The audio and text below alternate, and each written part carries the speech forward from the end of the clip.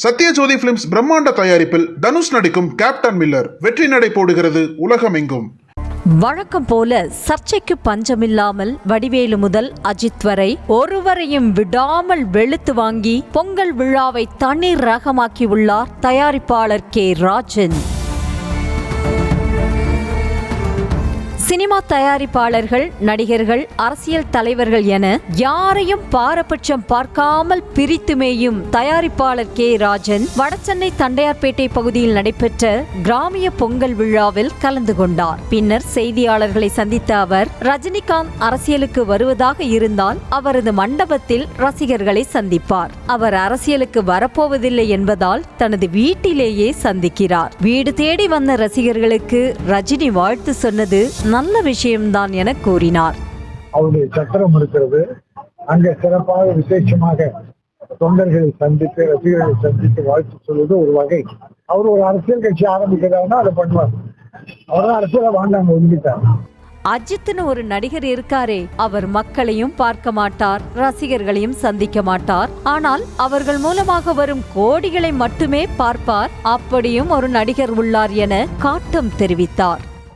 அஜித் என்ற நடிகர் ஒரு ரசிகர்கள் சந்திப்பதில்லை, மக்களை பார்ப்பதில்லை, பல கோடிகளை மட்டும் பார்க்க. அப்படி ஒரு நடிகர் அப்படி இருக்கிறார். அரசியலுக்காக தனது ரசிகர்களை சந்திக்கும் நடிகர் விஜய் பரிசு மற்றும் விருதுகளை வழங்குவதாக கூறிய ராஜன், மனம் போன போக்கில் நடிகர்கள் நல்ல காரியங்கள் செய்வதாக தெரிவித்தார். விஜய் ரசிகர்களை சந்திக்கிறார், பரிசு தருகிறார், விருது வழங்குகிறார்.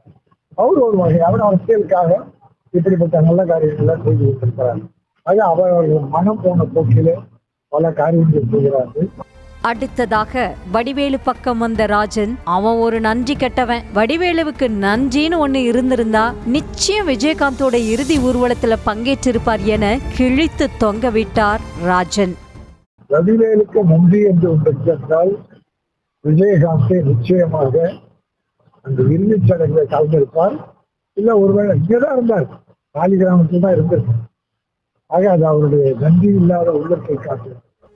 விஜயகாந்தோட மறைவுக்கு கதறி எழுத விஷாலும் நடிகர் சூர்யாவும் நடிப்பதாக கூறுவதெல்லாம் தவறு என கூறிய ராஜன், விஷால் அடுத்த வருடம் அரசியலுக்கு வருவதாக அறிவிக்கலாம் என்றும் ஒருவேளை விஜயுடன் கூட சேரலாம் எனவும் அவர் கூறினார்.